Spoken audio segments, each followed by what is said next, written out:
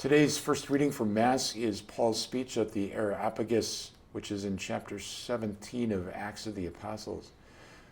So Paul finds himself in Athens, and he looks around and he sees all these temples made to different gods, and he discovers one that's inscribed to an unknown God.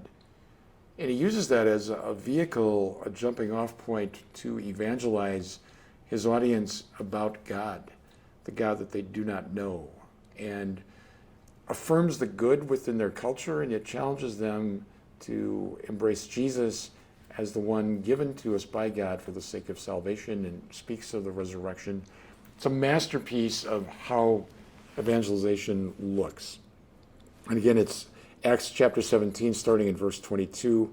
I'd encourage you to read it because it's just beautifully articulated.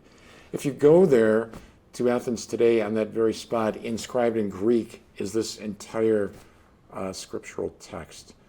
It reminds us that we're called to engage the world, not run from it, not to fit into it, but to engage it in a way that we seek to transform it for Christ. And that certainly was the motive and the great theme of Paul's life and ministry, to go precisely to the people that disagreed with him, who didn't believe, who didn't understand.